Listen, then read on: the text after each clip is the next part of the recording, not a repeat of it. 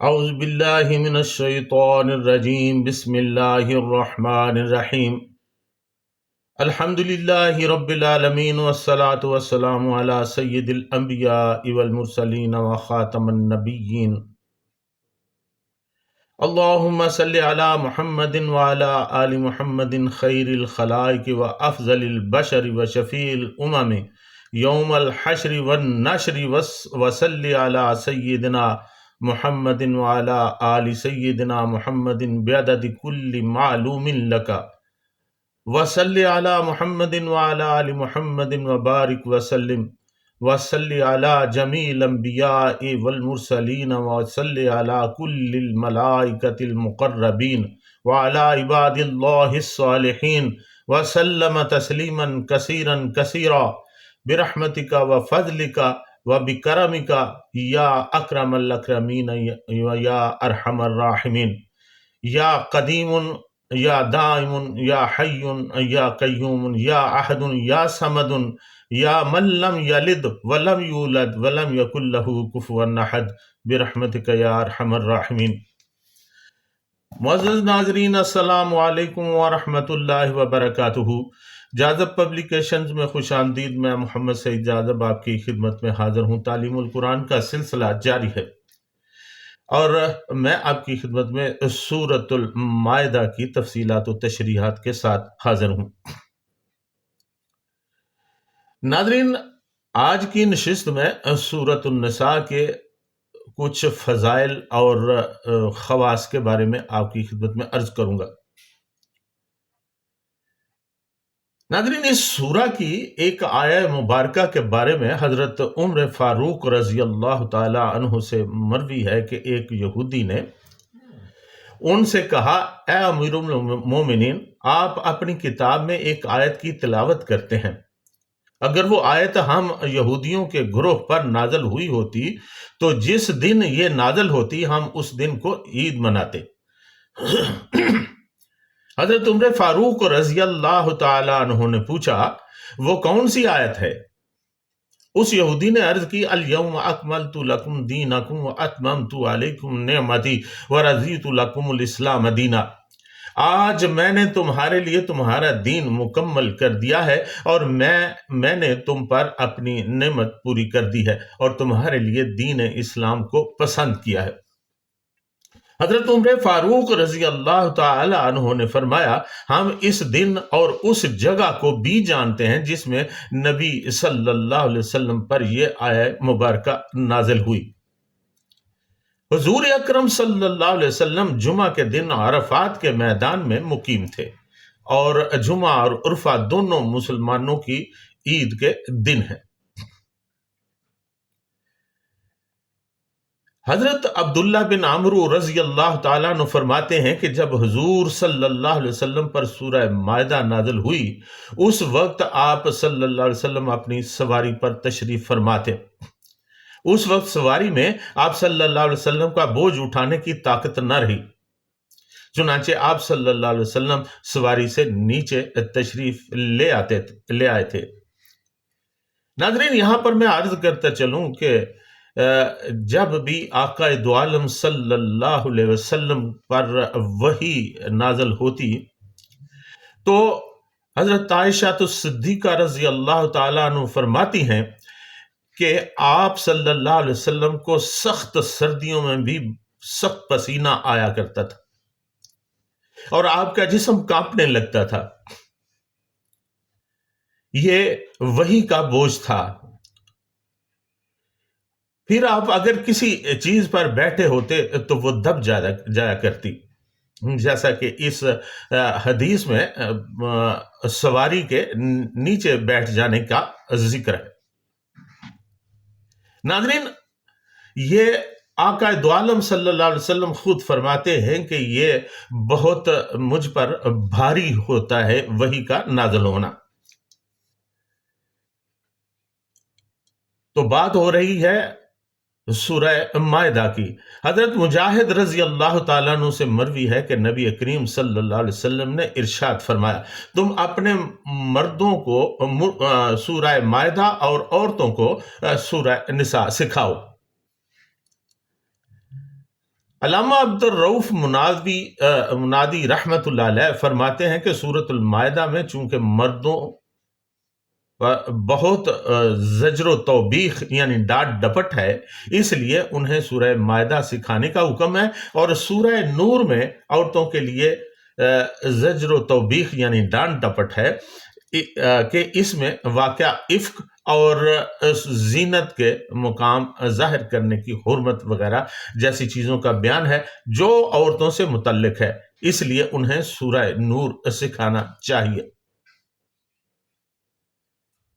ناظرین، یہ فضائل آپ نے سنے سورۃ المائدہ کے، جہاں سورۃ مائدہ کے سیکھنے اور سکھانے کا تعلق ہے، یہ بڑی عظمت اور فضیلت کی بات ہے، لیکن آقا دو عالم صلی اللہ علیہ وسلم نے یہ بھی فرمایا کہ جو شخص کسی بھی سورہ کو پڑھتا ہے، سیکھتا ہے، لیکن اس پہ عمل نہیں کرتا، تو وہ اس کا یہ عمل سیکھنا اور سکھانا دونوں ضائع ہو جاتے ہیں، لہٰذا ان پر عمل کرنا انتہائی ضروری ہے۔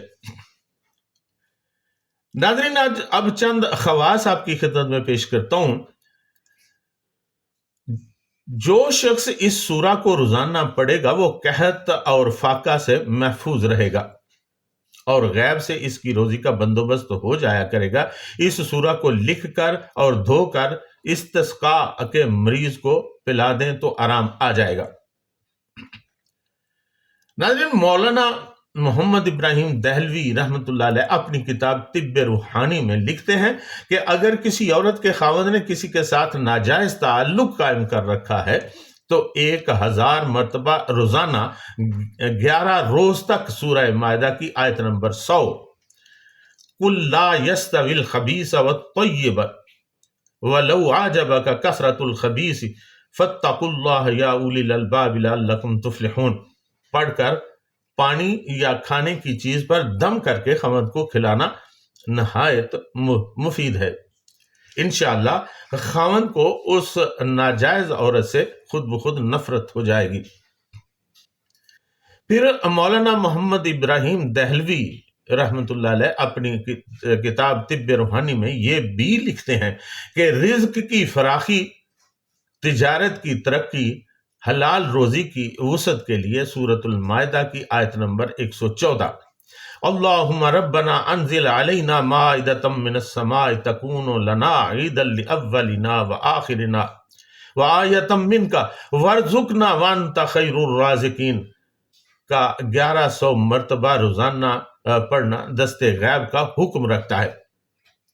رمضان المبارک کے آخری عشرہ میں اعتکاف کرنا اور پھر اس آیت کا 1.25 لاکھ مرتبہ پڑھنا ہمیشہ بارکی روزی کی تنگی سے محفوظ رہنے کا سبب ہے۔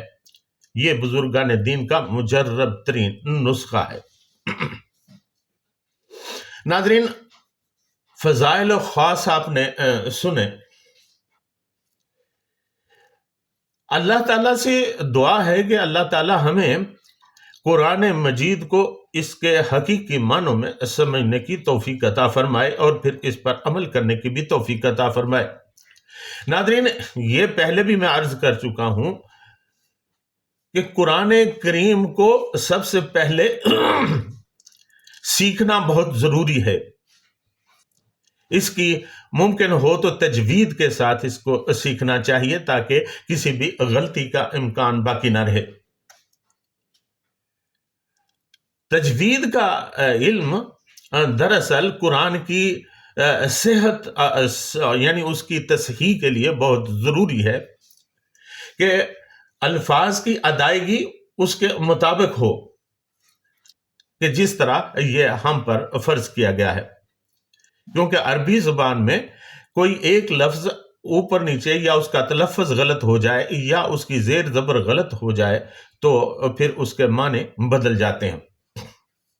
اس کا خیال رکھنا بہت ضروری ہے، اور پھر اس پر سیکھنے کے بعد اس کی مسلسل تلاوت انتہائی ضروری ہے۔ قرآن مجید کا تقاضا ہے کہ اس کو پڑھا جائے۔ پھر صرف پڑھنا ہی نہیں بلکہ اس کو سمجھنا بہت ضروری ہے، اور اس کے لیے جہاں تک ممکن ہو اس کی تعلیم حاصل کرنا چاہیے۔ گرامر سیکھنا چاہیے، عربی زبان سیکھنا چاہیے، اور پھر مختلف کتابوں کو بھی اٹینڈ کرنا چاہیے، یعنی تفاسیر کو اور پھر اس سے متعلقہ دیگر کتابوں کو۔ ناظرین، جب تک کوشش نہ کی جائے تب تک قرآن سمجھ میں نہیں آتا۔ صرف ترجمہ پڑھ لینے سے کچھ باتیں ایسی ہیں جو سمجھ میں نہیں آتی، ان کی تفسیر، ان کی تشریح، تفصیل پڑھنا اور جاننا بہت ضروری ہے۔ ناظرین، یہی وہ ضرورت ہے جس کے تحت میں نے بھی یہ کوشش کی ہے کہ اس کو خود بھی سمجھوں اور اس کو صحیح معنوں میں سمجھوں، اور جہاں تک میں سمجھا ہوں وہ آپ کی خدمت میں بھی عرض کر دوں، تاکہ آپ بھی اس سے کچھ استفادہ حاصل کر سکیں۔ آج کے دور میں مختلف قسم کے آپ کو عقائد ملیں گے۔ میں نے یہ کوشش کی ہے کہ میں تمام عقائد کو متفق کر کے، ان کو سب کو کشید کر کے، ان سے کشید شدہ تحریر جو ہے وہ آپ کے سامنے لاؤں۔ میں بریلوی علماء کو اٹینڈ کرتا ہوں، دیوبندی علماء کو اٹینڈ کرتا ہوں، میں اہل حدیث علماء سے بھی استفادہ کرتا ہوں، میں اہل تشیع کو بھی پڑھتا ہوں، اور پھر دیگر عقائد کو بھی دیکھتا ہوں اور پڑھتا ہوں، اور جو ان سب میں مشترک اور قابل اعتماد بات ہوتی ہے وہ زیر تحریر لاتا ہوں اور پھر اسی کو آپ کے سامنے بیان کرتا ہوں۔ چنانچہ میرے یہ بیانات تمام عقائد کی مشترکہ، اسی لیے میں نے اسے مجموعہ تفاسیر کا نام دیا ہے۔ میں بعض اوقات حوالے بھی بیان کرتا ہوں تاکہ کسی کو کوئی اشتباہ باقی نہ رہے، اور میری کوئی بات میری اپنی نہیں، یہ علماء کی اور مفسرین کی لکھی ہوئی باتیں ہیں۔ میں اپنی طرف سے کچھ بھی نہیں کہتا، اور نہ ہی میں اپنے آپ کو اس قابل سمجھتا ہوں کہ میں اپنی طرف سے کوئی بات کہوں۔ یہ اللہ کا کلام ہے، اور اسے اللہ والوں نے جو سمجھا ہے وہ میں آپ کو سمجھانے کی کوشش کرتا ہوں۔ مجھے امید ہے کہ آپ میرے بیانات غور سے سنتے ہوں گے اور استفادہ بھی کرنے کی کوشش کرتے ہوں گے۔ اللہ تعالیٰ سے دعا ہے کہ اللہ تعالیٰ سب کو اس کو سمجھنے، سمجھانے اور پھر اس پر عمل کرنے کی توفیق عطا فرمائے، اور اللہ تعالیٰ میری اس کاوش کو بھی قبول فرمائے، اور اس کا اگر کوئی صلہ اللہ کے ہاں موجود ہے تو وہ میرے ماں باپ مرحومان کو اس کا ثواب پہنچے۔ آپ سے گزارش ہے کہ ان کے لیے دعا کیا کیجئے، اپنے سب مرحومین کے لیے، کیونکہ ہمیں چاہیے کہ ہم جتنے بھی ہمارے عزیز و اقارب وفات پا چکے ہیں ان کو ایصال ثواب کرتے رہا کریں۔ گو کہ انسان کے اپنے اعمال ہی اگلے جہان میں کام آئیں گے، لیکن آقا دو عالم صلی اللہ علیہ وسلم کا یہ فرمان بھی ہے کہ آپ اگر اچھے اعمال کریں گے اور اچھے اعمال کا ثواب جو ہے آپ کے والدین اور دیگر جو عزیز و اقارب ہیں ان کو پہنچے گا۔ تو ضرور کوئی نہ کوئی اچھا عمل کرتے رہنا چاہیے اور اس کا ثواب اپنے فوت شدگان کو پہنچاتے بھی رہنا چاہیے۔ اس کے ساتھ ہی آج کی نشست میں آپ سے اجازت، وما علینا الا البلاغ المبین۔